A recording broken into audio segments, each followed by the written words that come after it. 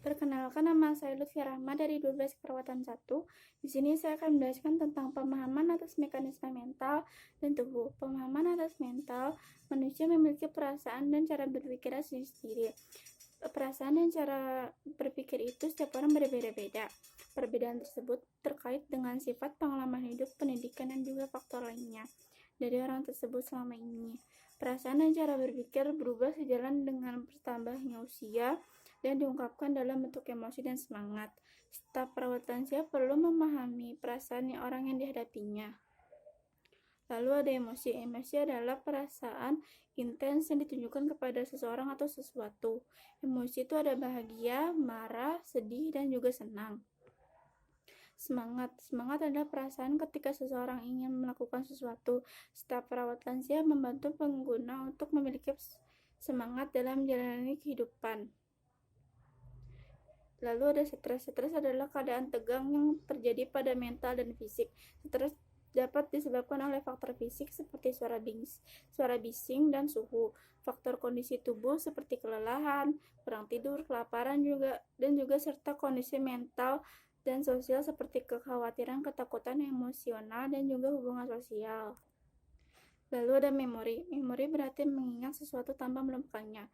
Kinerja memori itu ada menghafal, mengingat hal baru, menyimpan, terus menyimpan informasi, memanggil, mengeluarkan informasi. Jenis memori. Memori jangka pendek, memori sementara. Memori jangka panjang, memori yang disimpan dalam jangka panjang. Ada memori episodik, memori tentang pengalaman dan kenangan maksudnya. Memori sematik, yaitu memori tentang pengetahuan. Memori priming, memori yang diingat tanpa disadari. Memori prosedural, memori yang diingat oleh tubuh. Pemahaman atas mekanisme tubuh. 1. Mempertahankan hidup dan mekanisme konstan. Suhu tubuh, pernafasan, denyut nadi, dan tekanan darah. Ada homeostatis atau kekonstanan. Homeostatis adalah sistem biologi yang bekerja mempertahankan kondisi tubuh sekalipun lingkungan di sekitarnya berubah. Sebagai contoh, ketika suhu tubuh meningkat akibat hawa panas, homeostatis bekerja mengembalikan tubuh ke kondisi normal dan dengan cara mengeluarkan keringat panas tubuh. Lalu ada tanda-tanda vital. Tanda-tanda vital adalah tanda-tanda bahwa seseorang hidup, seperti suhu tubuh, pernafasan, denyut nadi, dan juga tekanan darah. Tanda-tanda vital merupakan indikator yang merefleksikan kondisi kesehatan dan ketidaknormalan yang dialami seseorang. Yaitu ada suhu tubuh. Suhu tubuh memiliki ritme harian, yakni tinggi pada siang hari dan rendah pada malam hari ketika tidur. Karena adanya variasi yang besar antar individu, suhu normal tubuh setiap orang berbeda-beda.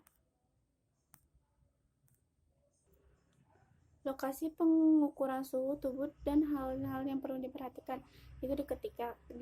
Letakkan ujung termometer pada ketiak. Untuk pengguna yang lumpuh, suhu tubuh diukur pada sisi yang tidak lumpuh. Sebagian termometer dapat melakukan pengukuran suhu tubuh di dahi dan juga di telinga. Pernafasan. Pernafasan merupakan kegiatan memasukkan oksigen ke dalam tubuh dan mengeluarkan karbon dioksida. Pernafasan dilakukan secara teratur dan tanpa sadar. Frekuensi pernafasan berbeda karena faktor-faktor seperti usia, aktivitas yang dilakukan, kondisi mental, kondisi fisik, adanya atau tidaknya penyakit. Staf perawat lansia memeriksa apakah pengguna susah bernafas, adanya dahak yang menyumbat, atau mengeluarkan bunyi. Jika mengalami kesulitan bernafas yang parah, warna bibir dan kuku yang akan membiru, kondisi tersebut sianosis. Bentuk gelombang ritme pernafasan. Normalnya itu orang dewasa mengisap dan menghembuskan nafas secara konstan 12-18 kali per menit. Lalu ada denyut nadi. Denyut nadi adalah detak jantung yang ditransmisikan lewat arteri. Secara umum, makin muda seseorang, makin tinggi frekuensi denyut nadinya, dan makin tua seseorang, makin rendah frekuensinya. Frekuensi denyut nadi berbeda karena faktor-faktor seperti usia, aktivitas yang dilakukan, kondisi mental, kondisi fisik, dan adanya atau tidaknya penyakit. Staf perawat lansia mengamati frekuensi, ritme, dan kekuatan denyut nadi. Bagian-bagian untuk mengukur denyut nadi ada arteri brachialis, arteri radialis, arteri temporalis, arteri karotis. Denyut nadi bisa dirasakan di area pelipis, leher, siku, sisi dalam pergelangan tangan, pangkal kaki, punggul kaki, dan lain-lain. Lalu ada tekanan darah. Tekanan darah adalah kekuatan pompa darah dikeluarkan dari jantung ke pembuluh darah atau arteri. Dalam satu hari sekalipun, tekanan darah selalu berubah. Tekanan darah berubah karena faktor-faktor seperti postur, aktivitas yang dilakukan, kondisi mental, kondisi fisik, ada atau tidaknya penyakit, dan lain-lain. Hipertensi yang terus terjadi akan meningkatkan kemungkinan berkembang menjadi penyakit cerebrovaskular, penyakit kardiovaskular, dan lain-lain.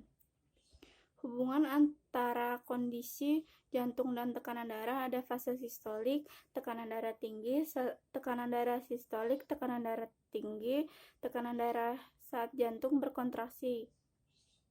Fase diastolik, tekanan darah rendah, tekanan darah saat jantung berrelaksasi atau diastolik.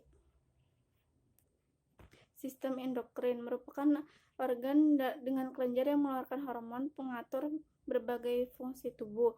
Ada kelenjar pituitari, ada kelenjar paratiroid, kelenjar timus, kelenjar adrenal, ovarium wanita, testis, kelenjar pineal, kelenjar tiroid, dan pankreas.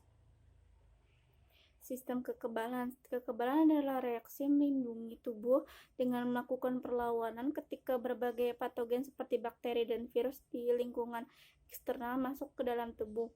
Gaya hidup dan kondisi mental dapat meningkatkan atau menurunkan kekebalan tubuh. Gaya hidup dan kondisi mental dapat meningkatkan kekebalan tubuh. Hal-hal yang dapat meningkatkan kekebalan tubuh yaitu olahraga yang cukup, sering tertawa, menghangatkan tubuh, dan makanan yang seimbang. Hal-hal yang dapat menurunkan kekebalan tubuh adalah pertambahan usia, kurang tidur, kelelahan, olahraga berat, dan tekanan mental. Mekanisme tubuh terkait istirahat dan tidur. Kebutuhan atau istirahat tidur. Istirahat adalah menghentikan aktivitas dan mengistirahatkan pikiran serta tubuh. Istirahat yang cukup adalah sumber pemulihan dari kelelahan dan kehidupan yang menyenangkan. Tidur akan mengistirahatkan otak secara berkala. Tidur sangat penting bagi kesehatan mental dan fisik.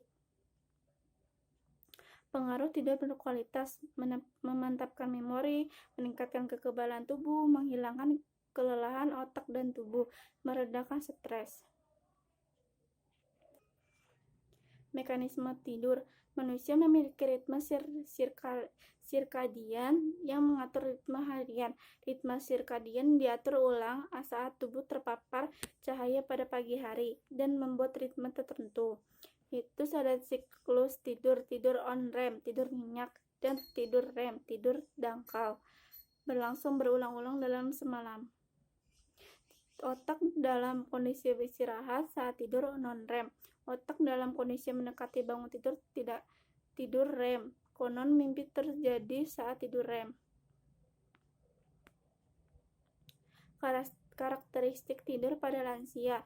Waktu tidur lebih singkat, waktu tidur non-REM tidur nyenyak berkurang.